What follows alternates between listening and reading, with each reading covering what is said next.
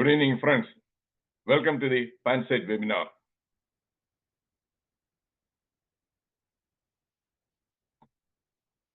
Today's topic, fractured minds.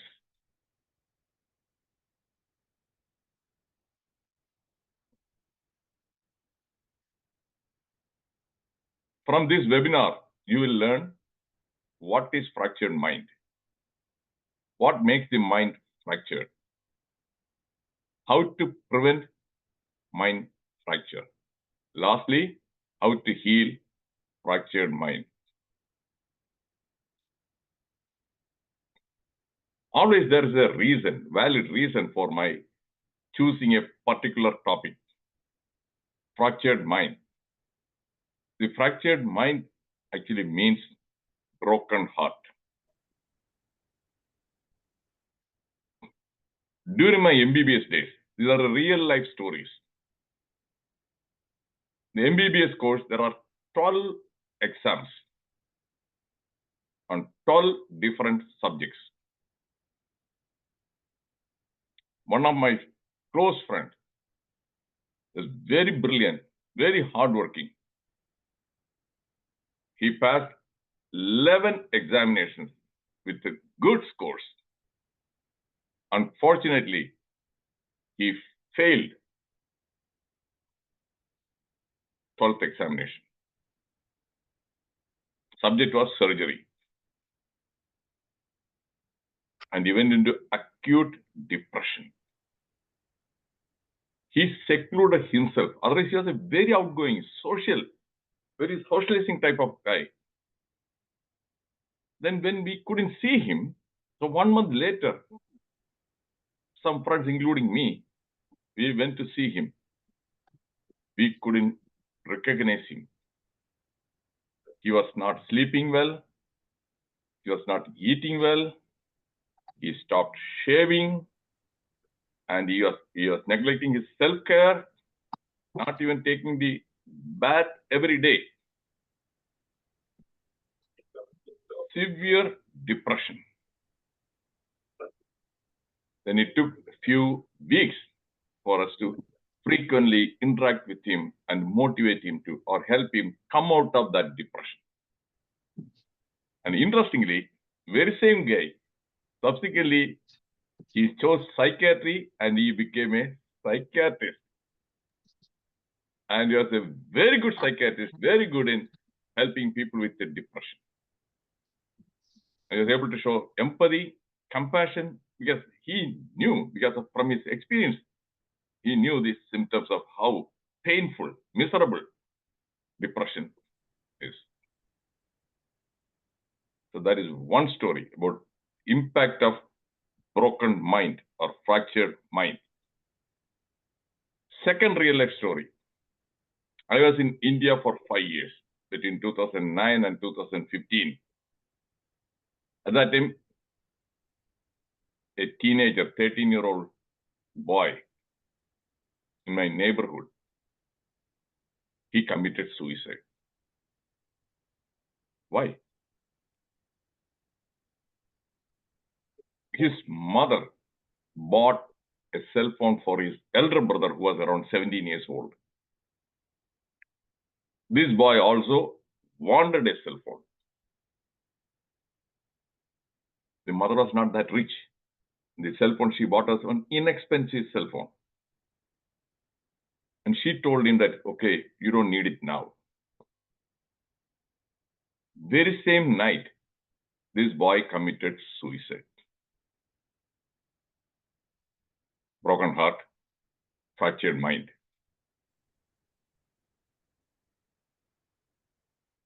So this is extreme.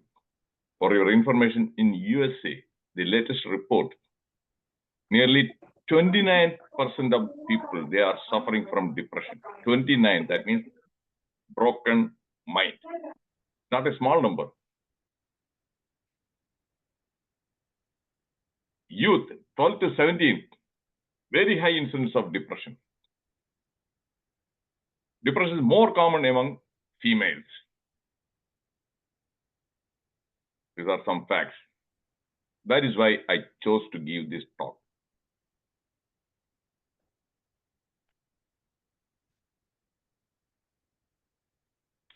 As usual, my webinars are always based on FAQT facts, experience.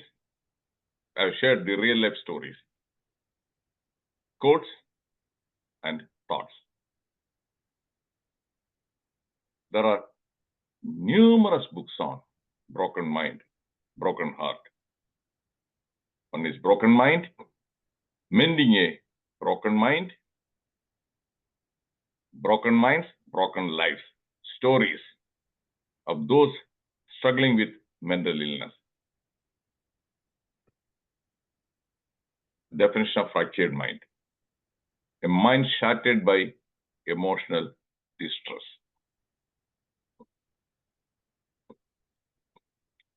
Is it clearly understood? If it is understood, put U in the chat box. Is it clearly understood what exactly is a fractured mind? A mind shattered by, okay, thank you, Dr. Indranji, Santosh. The emotional distress. Thank you.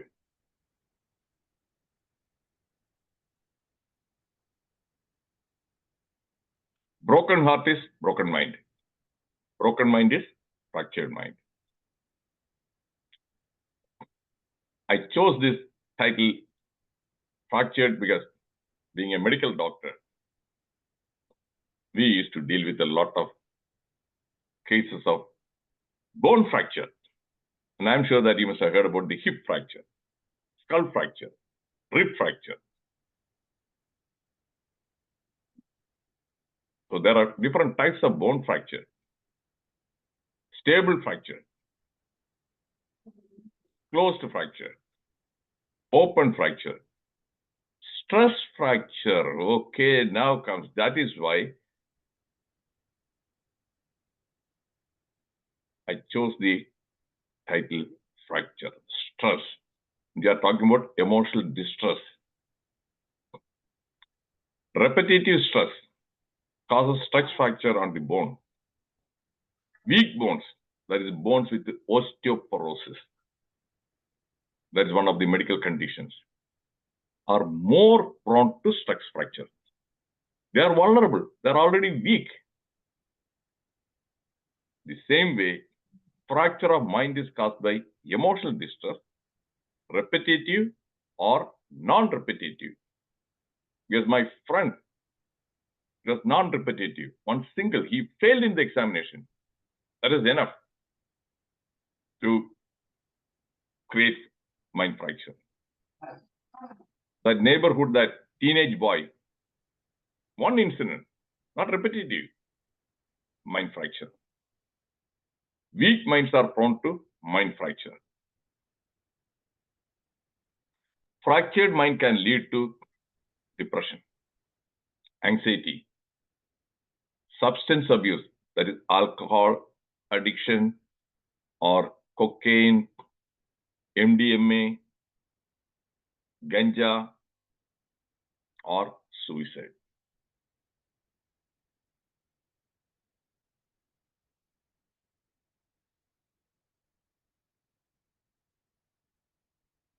So,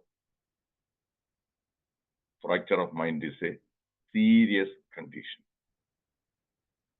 And you know, in USA, every year, around 400 doctors, they commit suicide, which are because of mind fracture.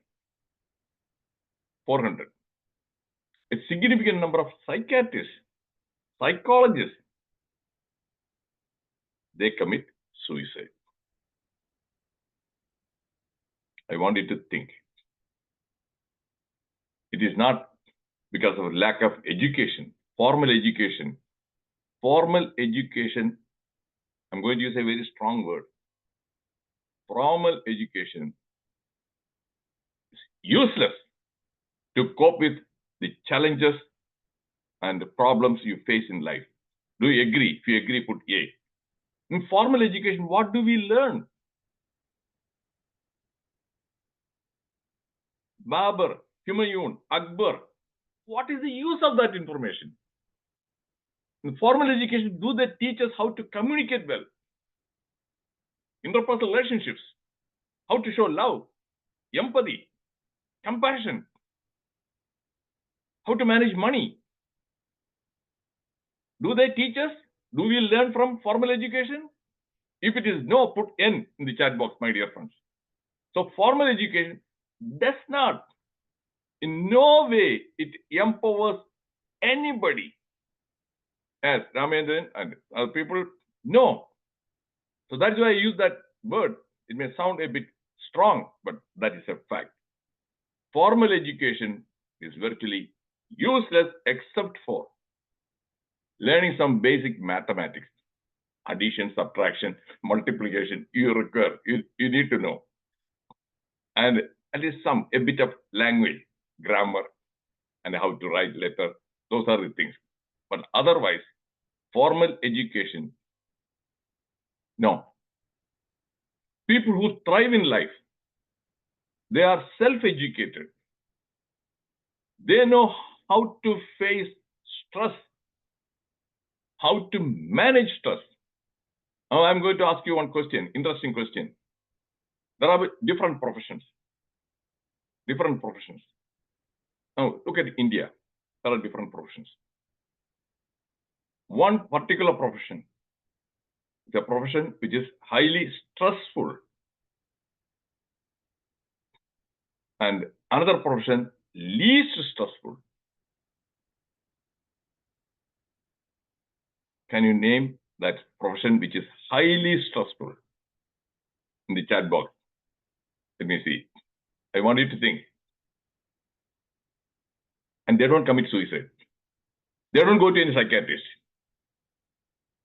They don't suffer from insomnia. Chat box.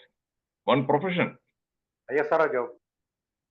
ISR job highly stressful. Okay. Anybody else? Come on. In the chat box. Doctors and teachers stressful. Political leaders. Yes, Shashimarji. Tell me a politician. Every day, real life example I'll give you. Today's newspaper I read. Rahul Gandhi is also a politician. I'm giving facts only. I am giving facts. I am apolitical. Facts are facts. And today, from the newspaper I learned, the Delhi High Court is going to hear petition about his citizenship filed by Subramania Swamy. Don't you think that will be very stressful for Rahul Gandhi? If so, yes, put Y in the chat box. About his citizenship. Chat box. What is happening? If it is yes, yes, Devendraji, thank you. And Modi, almost every day, that Vinesh forgot, she was disqualified because her weight was 100 grams more. It is her fault. She should have managed her weight. Modi had nothing to do with that one. But again, the whole blame on Modi. So stressful, false allegations, every politician, every day, but they don't commit suicide. They don't lose their sleep. Least judges, not lawyers, judges. They can afford to make a wrong decision, a verdict. And they can take their own sweet time. A doctor, the casualty, he has to take the decision right away. He has to give the medicine. Judges, okay, they can cancel the hearing, they can postpone. And even after the hearing, yeah, they can take 1 month or 2 months to give the verdict. And the lower court judge gives a verdict. And the appeal, high court again reverses. This judge, nothing happens to this judge. Whereas a doctor, if we make a misdiagnosis, something happens to the patient, nobody is going to forgive us. Judges, in my next birth, I would like to become a judge. I mean it. Least stressful. Do you agree, Roy ji, Roy MCG? Do you agree? I've given you the facts. And they have ample vacation also. Look at that one. in that profession, summer vacation, and some 2.5 to 3 months of vacation also. Least amount. Politician the highest. So let us move on.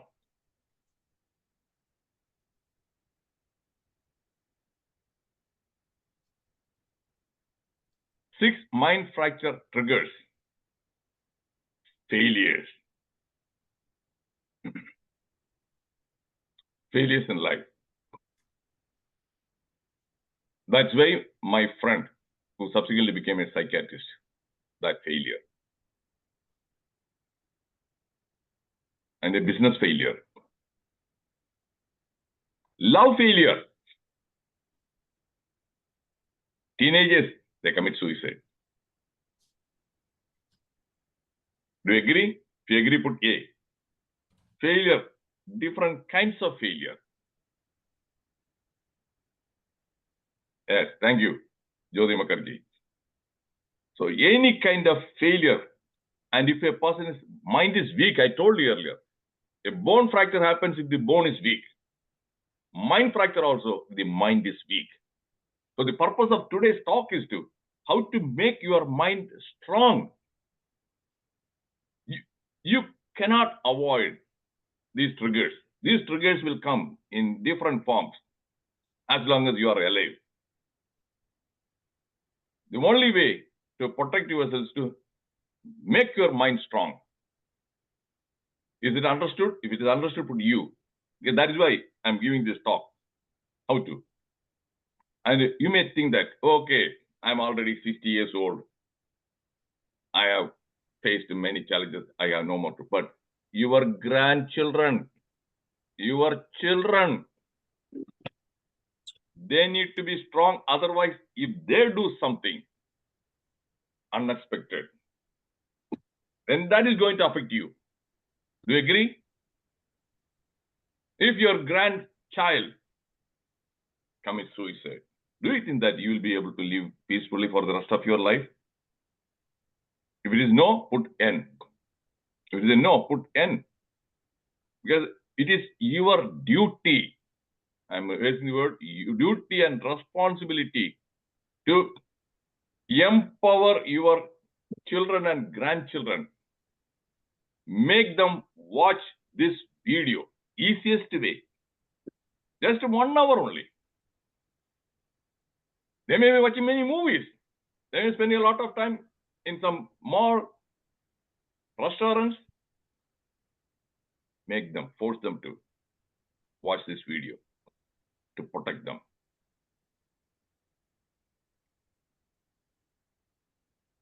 Losses. Losses. Again, losses. Again, different kinds of losses. Financial loss. Investment, you put money in some stock market. Suddenly loss. And do you know, very few people can withstand that one. That's kind of a loss, that trauma. Adani. Again, I'm apolitical. Facts, facts, facts. I don't care whether you hate facts or not, but facts are facts. Last year, January 2023, and that Tukra, some Tukra means Chota. Just a minute, somebody has unmuted. In USA, this Hindenburg, nobody knows what is Hindenburg. It is a small entity, nothing. When they came out with a report, that is Adani, that is a fraud, within 10 days, he was the third richest person at that time in the world. In the world, dropped below 20. And he lost more than $100 billion. $100 billion. Did he commit suicide? Did he? Did he lose confidence? And he kept on assuring all these people, no, don't worry. Then within 1 year, everything regained. This real life story, is it convincing that because of a strong mind, Adani was able to Are you convinced? Adani has got a very strong mind. If you are convinced, put C in the chat box. Don't think that I am a Adani lover. No. For this talk, I need to give real life examples. That's all what I'm doing. And real life examples, okay, thank you, Dr. Jayachandran. Real life examples, you can verify. I'm not making up something. The authentic information.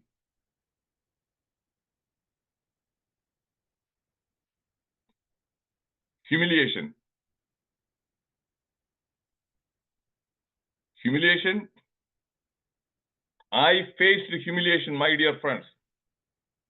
I faced a lot of humiliation in my life, especially in the last job. The supervisor, she was a racist, and she is a racist also. She harassed immigrant doctors and blacks. And many people, they immediately resigned and they took up jobs somewhere else. I didn't. And why should I? I stood up. I confronted her. Then she framed false charges of patient abuse, sexual abuse. And one fine morning, she came along with the HR person and with a cop, because we have a police station inside the hospital. And I was escorted out of the hospital. I was asked to take all my belongings, escorted out, and asked to go and walk from a different building some 10 miles away. So patients were also seeing, wondering what is happening. Dr. Reddiar is leaving. It is public humiliation. Do you agree that was a humiliation? If you agree, put A. And it was, do you think that it was painful or it was not painful? If it was painful, put P in the chat box. Publicly, before my co-workers, before the patients, I was escorted. They were walking behind me, and I was taking a bag with all the stuff.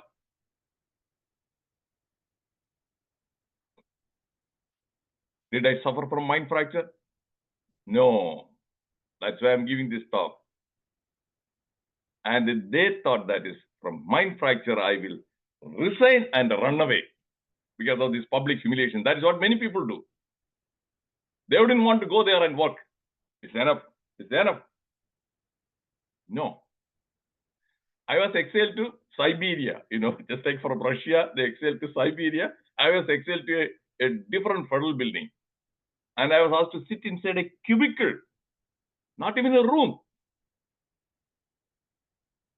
It was humiliation, humiliation. I was able to. I'm going to share how I managed to that one.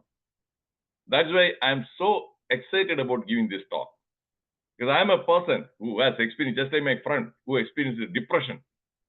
And he became a psychiatrist. He was able to get help many people with depression. The same way, I have experienced all of these things. That's why I'm here to empower, enlighten, and empower you.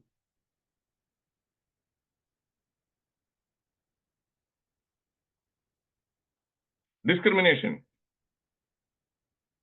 In the workplace, favoritism. The manager, if that person likes in the bank, I have some friends from the banking profession. They like, they will show favoritism. They will discrimination. Teachers also show discrimination. They like some students. Maybe because of their gender or maybe because of their caste, especially in India, the caste problem. The teacher belongs to a particular caste and the student also belongs to a particular caste. Okay. He'll be given some kind of special attention. Am I right? If I'm right, put R in the chat box. Young, vulnerable children. I suffered this one when I was in the school, during my school days, because this Ramachandran, we studied together. My last name is Reddiar. So Reddiar means came from Andhra. And they used to tease me. And many teachers were also, I'm not a Nair, I'm not a Yerava, and I am a. So discrimination. I was treated like just like a second-class citizen. I experienced that one. It was very painful.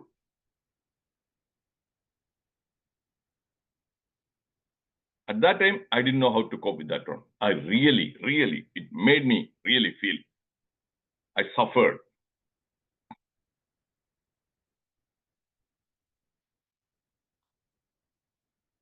Betrayals. Your own close friend. Somebody, when they betray you, that trust. You tell some secret and then subsequently they broadcast that one. That's betrayal. Give money. Betray you. Heartbroken.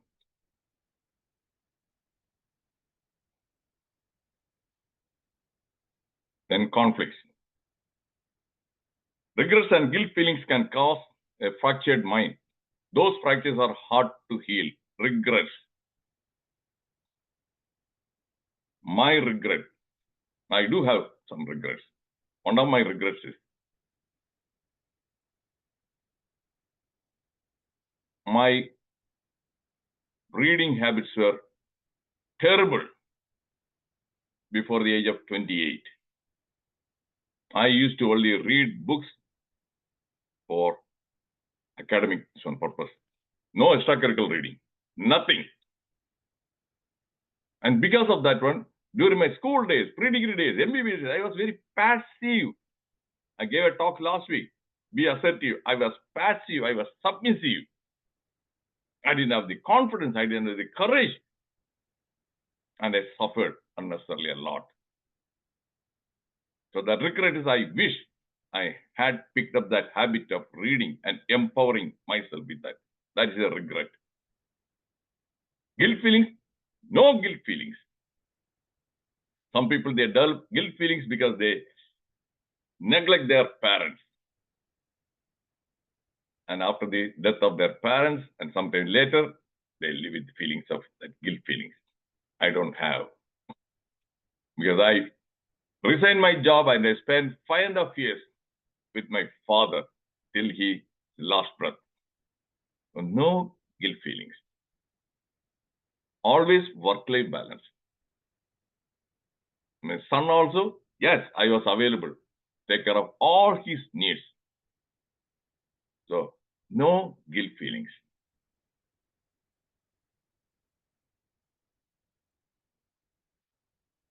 A broken hand can work, but a broken heart cannot. We must treat a broken mind with same urgency as a broken leg.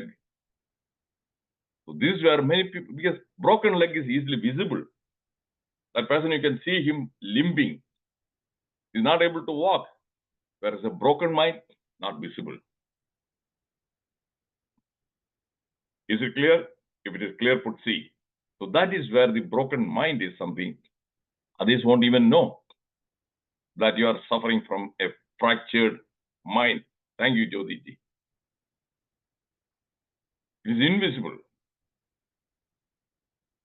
Okay. Thank you.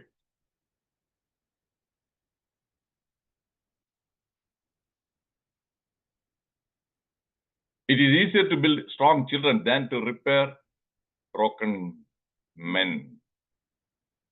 He lived almost more than 100 years. He was in the 19th century. What does it mean? Do you want me to explain? If you want me to explain, put E in the chat box. Do you want me to explain?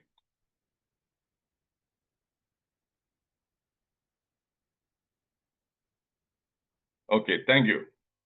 Explain. Children, many parents. These days, parenting skills are awful. In the past, till 40 years back or 50 years back, parents had free time and they used to spend their free time with their children. Now parents are also busy with this in the social media, watching TV serial, and they are not there too. The children don't learn any social skills. Am I right? Roy G, Roy MCG. So because of the when that guy said that in the 19th century also it was a problem without any social media. So now in the 21st century, so the children don't learn how to cope with. On top of that one, in the past, at least they used to have 3 or 6 children. Now most of the Hindu families only one child or no child. And what happens? They don't learn anything from siblings. Give and take. Nothing. When they grow up, they become very self-centered. And if their desires or wants are not met with, impulsively they will do something. They will commit suicide. So when you are raising a child, most important, this is a take-home message. This is the take-home message. No instant gratification. That is a real problem now. Especially many grandparents, they can afford to, they have money, they try to buy love. I use the word buy love by getting whatever their grandchildren want. They are act like a genie. Immediately they get it. And they develop impatience. So when you are raising the children, they have impatience. And the real world, they are not going to get what they want just like that. The grandparents won't be there all for the rest of their lives. And when things don't happen instantaneously, they go into depression, they commit suicide. So that is where repairing that one is very difficult. That quote, once again, I would like you to take a look at that quote. It is easier to build strong children than to repair broken men. I never used to buy anything for my son except if he is feeling hungry, then yes, immediately I will get him food. Otherwise, when he wanted a bicycle, yeah, I will get it. 2 months later, that is when his birthday. Wait for 2 months. And when you go to the store, Walmart or anywhere, at the checkout place, there will be many candies displayed. And initially, when you are 2 years old, you would pick a candy and put it in the shopping cart. And I used to put it back. Only not today. I get it on another day. Right to the beginning, so it became, so he learned. No temper tantrum. No temper tantrum. So that is how, patiently waiting. I did that one. I walked the talk.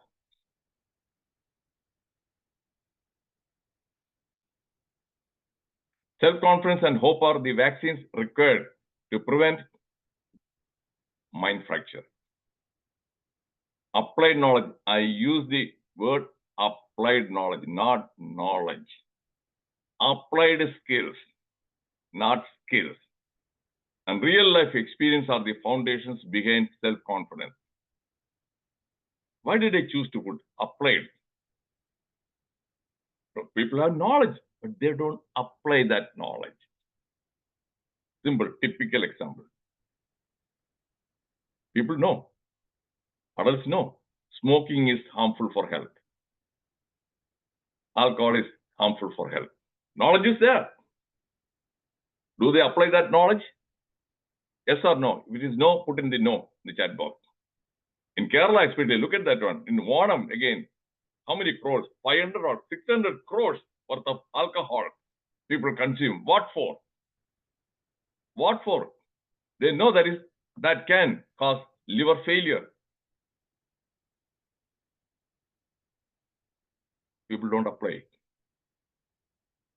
Living beyond your means, borrowing money, buying expensive things which you don't need, that is a want. They go into debt, financial problems. So it's not lack of knowledge. They are not applying that knowledge.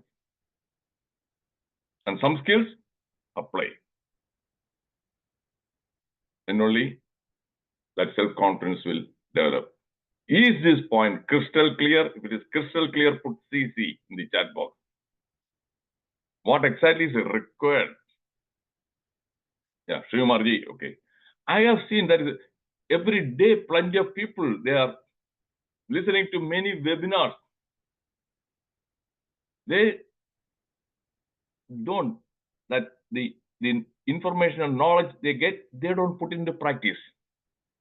I gave talk on junk food.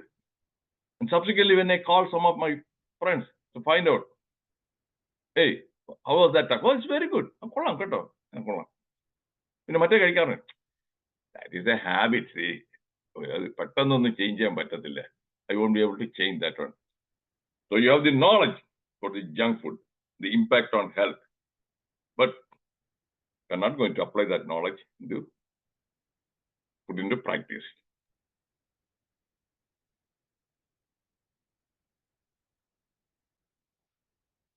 To prevent mind fracture and to heal fractured mind, seek the help of loving, caring, and trustworthy people with a high EQ. Just I'm leaving it for 5 seconds so that you can read it once again.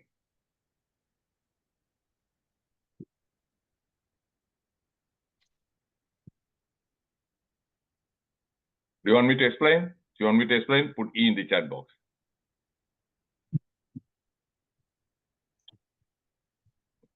Okay, Rendraji. How did I cope with the harassment, bullying, discrimination at work?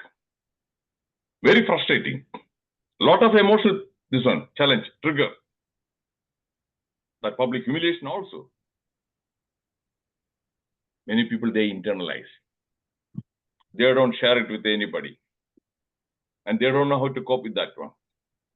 And the suppressed anger, suppressed negative emotions, they erupt just like a volcano. Just like a volcano, one day they may erupt.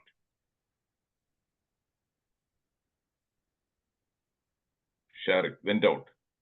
But when you vent it out, you must make sure that you are venting it out only loving, caring, trustworthy people, not any Tom, Dick, and Harry. With high EQ, not IQ, emotional intelligence, they will be able to show empathy. People without emotional intelligence, high intelligence, they won't show any empathy, no compassion. They'll say, yeah. No. They'll be able to put themselves in your shoes. And they will be able to say words, something like that, to soothe your mind.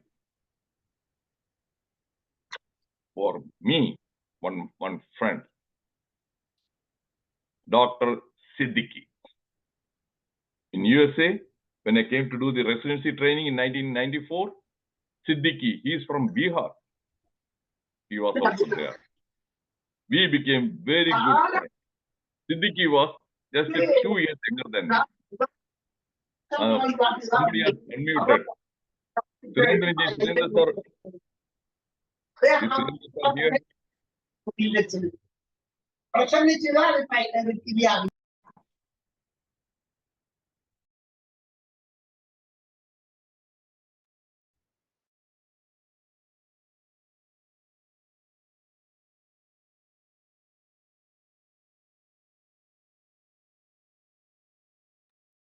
Can you hear me? Yes, yes. Okay.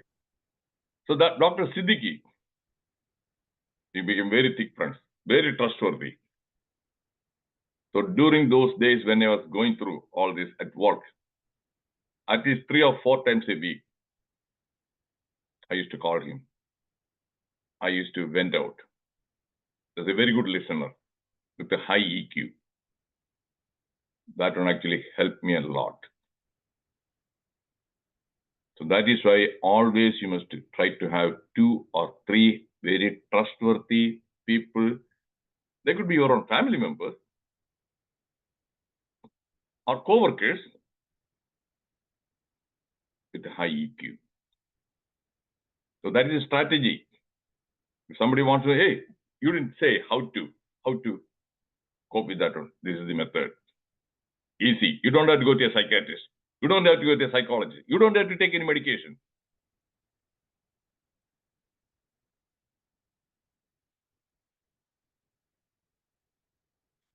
If you have not read this book, please, I urge you to read this book. This one helped me and saved me a lot. Dale Carnegie. When I was 28 years old, around 28 years old, I read this book. My life changed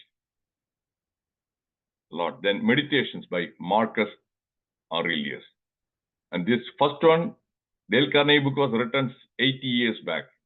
This one, nearly 2000 years back. At least read the quotations by Marcus Aurelius. You can learn a lot, wisdom packed with. He is a philosopher and a Roman emperor.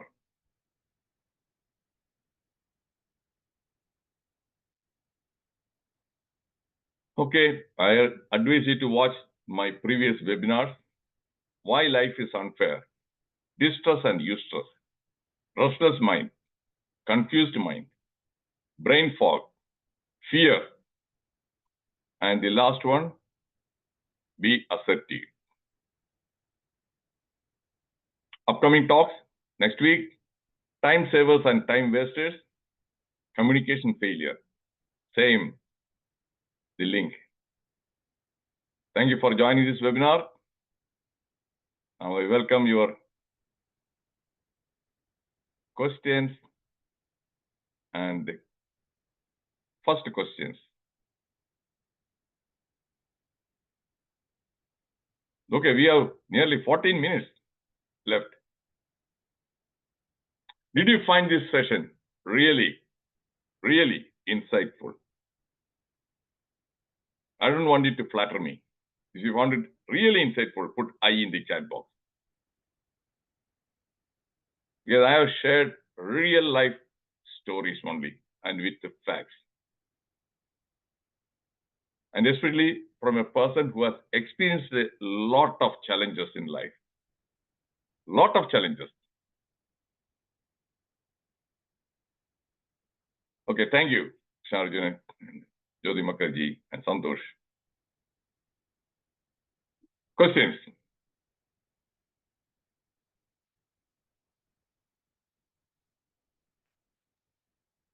Okay, thank you, Srimati. Like the cardiac problems and our carcinoma problem, is it hereditary, this type of fracture in heart? Some hereditary factor is there? Yes, but a small percentage. It is called endogenous depression. A very small percentage of people, that is something a hereditary. It is not because of external factors. In the same way, people with a paranoid personality, some of those disorders, that's extremely, very rare, those conditions. If you take 10,000 people, maybe one or two. But most of the time, it is because of the external events. Your dreams, goals, your expectations. In my case, I told you that when I came to UK, I was 40 years old. I never thought I will have any difficulty in finding a job. I thought I have got MD qualification, that post-grad qualification from India. I was assistant professor of medicine in the medical college service. And I went there, I passed the PLAB examination. Only 20% of the people, they pass in the first attempt. PLAB means a Professional Linguistic Assessment Board. I passed that examination. And I thought, okay, I'm going to get a job. No, I kept on applying. I had only some 1,000 pounds with me. Completely exhausted. Financial problem, financial stress. Managing that one, that situation. And one of my former students at that time, she was in UK. She went to UK immediately after her MBBS. And she was well employed. I asked her for financial help, borrowed 500 pounds. And again, aggressively, you find it's very easy to quit, run away. Fight and flight response, you must have heard, stress. Fight, flight. Flight is, okay, pack up and go back to India. Anyway, I'm an assistant professor. Okay, I will go and work there. Forget about this place. No. I didn't want to give up. I went there with a goal. I wanted to accomplish that goal. So I examined different ways of finding a job, contacted many consultants from India and from Kerala. From Kerala, least helpful. Zero help from the people from Kerala. That is my experience. They told me, എന്തിനാണ് വെറുതെ ഇവിടെ കിടന്ന് ഈ 40 വയസ്സിൽ നിന്ന് കഷ്ടപ്പെടണോ? നാട്ടിൽ പോയി അവിടെ അസിസ്റ്റന്റ് പ്രൊഫസർ അല്ലേ? You are already an assistant professor. Why are you unnecessarily struggling and wasting your time? And eventually one guy from Karnataka, one Dwaraganath Shastri, unforgettable for me. He was a consultant in another hospital. That time I saw a vacancy notification. I contacted him and I told him my situation. Look, I'm almost out of my money. I'm not asking for a favor. I would like to be at least interviewed. I'd like to get an opportunity to be interviewed. Because they don't shortlist. Then Shastri said, okay, I will make sure that you'll be shortlisted. You'll be shortlisted. But I won't recommend your name or anything because I don't know you. Okay, fine. Shortlisted. Do you know what happened that day? I was the only guy who was 40 plus years old. There were 4 other candidates. They were between the age of 25 and 28. One guy from Pakistan, one guy from India, one guy from even, I think, Iraq. Like that. And one guy from the African, Ghana or Uganda. And they had only 5 vacancies. They invited 10 people for the interview and the other 5 didn't show up. So I was lucky that day because the other 5 didn't show up, I got the job. If they had the 6th person, they would have kicked me out. So first job, even the regular job, no fracture of mind. Because Winston Churchill's words, never give up, never give in. Because of my habit of subsequently reading, I became a voracious reader. These quotations, they have empowered me. I got the job. And I asked for my posting under Dr. Shastri in his unit. Okay, I got posted in Dr. Shastri's unit. Then 2 months later, I approached him to my application for MRCP Part 2 examination. That has to be supported by 2 doctors with FRCP qualification. So I went to Dr. Shastri, asking him to endorse my application. He said, what?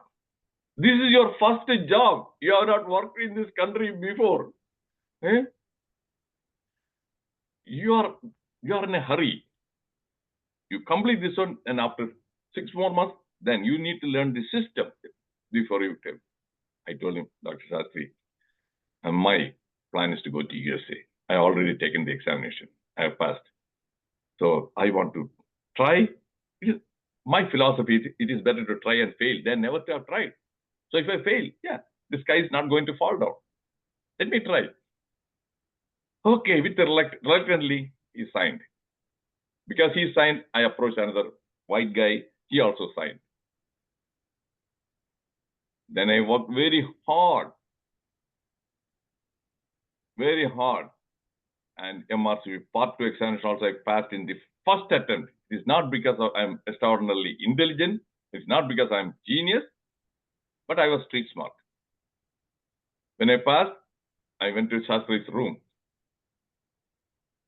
And the Shastri said, yes, Venu, And then that's a good news.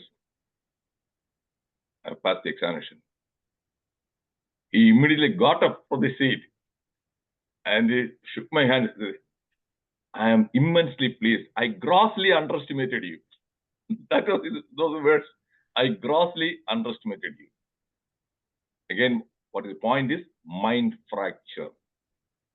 I didn't let those rejections kill my enthusiasm, kill my optimism because of my self-confidence. That knowledge, applying the knowledge, applying the skills. Because I then sharpened my communication skills. So I learned how to interact with patients, how to make my presentation, the examination. Examination is a form of interview. Examination is a form of interview. The examiners, they are interviewing you, the student. I learned fast. Self-empowerment, formal education, once again, I'm repeating, earlier I mentioned, useless, except for learning how to add, divide, multiply, and a little bit of grammar. How many students, Omarji, and we have on Srikumar VK, Srikumar, okay, he's coming after a long time. How many people with the MA Literature English, we know one of our ministers with the PhD qualification, how many of them can speak English fluently? Formal education, MA Literature, PhD, how many of them? 10% or 20% in the chat box, put a number, my dear friends. Put a number in the chat box. I want to see. What percentage of people do you think that they can speak English fluently with MA Literature or PhD?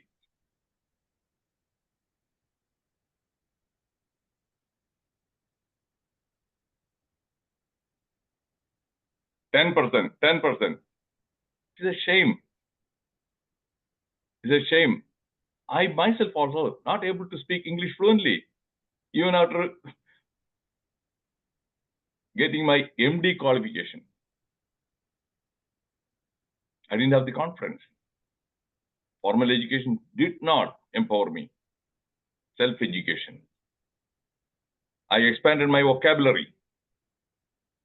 Consciously, every day I used to read the editorial section of the Hindu newspaper. 5 to 10 new words. Why editorial section? Because editorial, that will be every day will be a different topic. Today, if it is about the weather, tomorrow it may be about terrorism, another person may be about inflation. So the words, that vocabulary. I bought a very good dictionary and I consulted, jotted down, and the very next day, consciously, I applied that knowledge. I used those words in my conversation. Only by applying, it becomes part of your active vocabulary. Then I listened to BBC radio, Voice of America radio station. Yes, now I am able to speak English fluently. Long time back, I never thought that I would go to UK or USA, because how can you go there? How would you survive if you are not able to speak English fluently? Everything happened. Self-education, self-empowerment. Any other questions? Srimarji, do you want to ask any question? KB, Srimarji? No, I don't want to ask any questions, but I found a question in the comment box, something like if anyone hurts me, how can I live happily? So, do you Yep. fancy answering that? Okay, what is the question? Could you please read that one for me? Yeah, if anybody hurts me, hurts me, how can I live happily? Okay. How can we live happily? Very good question. Briefly, I'll answer. First of all, that expectation. When you expect everybody to treat you nicely, everybody to be friendly, everybody to be helpful, then obviously you'll be disappointed. You'll be frustrated. The real world, no. Old called Buddha saying itself. Expectation, desire is the root cause behind all this suffering. You want others to appreciate you. You want others to compliment you. You don't want anybody to criticize you. If you don't, then you'll be hurt. If you don't care, always do what that Marcus Aurelius. Marcus Aurelius, okay, Jyotiji, I will come back to you. His one of the quote is, if you think it is right, do it. If you think it is true, say it. That means, if it is not right, don't do it. If it's not true, don't say it. I was hurt, I told you. But forgiveness, I don't believe in this. All people are talking about forgive, forgive, forgive. No way. If somebody has hurt me intentionally, I'm not going to forgive. But I can choose not to retaliate. I have that freedom not to go after that person. Vengeance, I don't. I'm not going to forgive. Because anything, bitter, negative feelings are unforgettable. You cannot consciously forget something. If I call Srimarji Tendi, do you think that you'll be able to forget that word the rest of your life? Never. Never. And will you be able to forgive me? No. Whether you want to call me Tendi or Nyanala Tendi, Tendi, that you have the full freedom. You can ignore not to say. That is the only thing.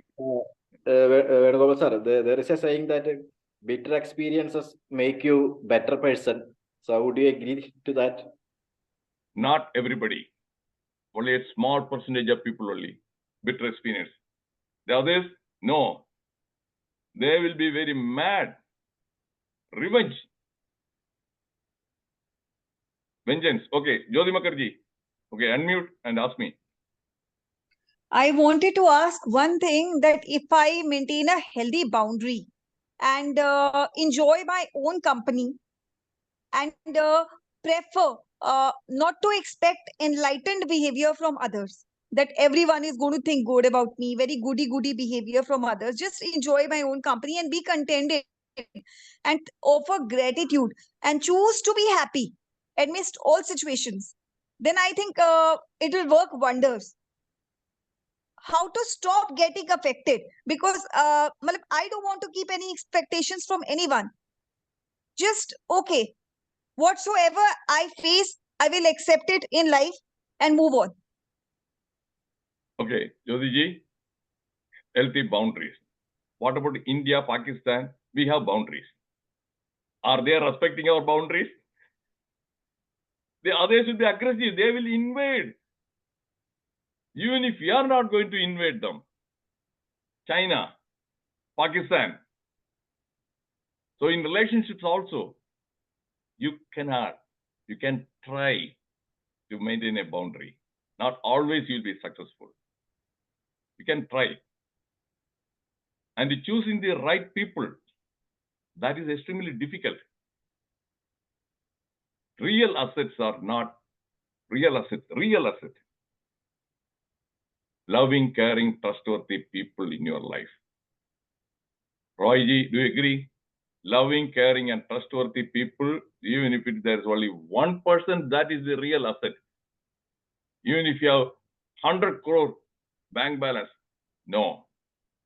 This is the real asset. And if you don't have anybody you can trust who is loving, this money is not going to make you feel happy. It won't bring you peace of mind. So that is the secret. And happiness is not something. Happiness is transient. You cannot be happy forever. Peace of mind. We should try for peace of mind, not just happiness. Unconditional love. That also, I will give a talk in the future. Unconditional love is a myth. It is impossible. People are glorifying, talking about unconditional love, forgiveness, attitude of gratitude. Yeah, I can maintain an attitude of gratitude. But I should not expect everybody to have an attitude of gratitude. Many people in my life whom I helped, they didn't show any attitude of gratitude and they subsequently hurt me. So let me stop the recording, but don't go away. We'll continue the discussion. Thank you all.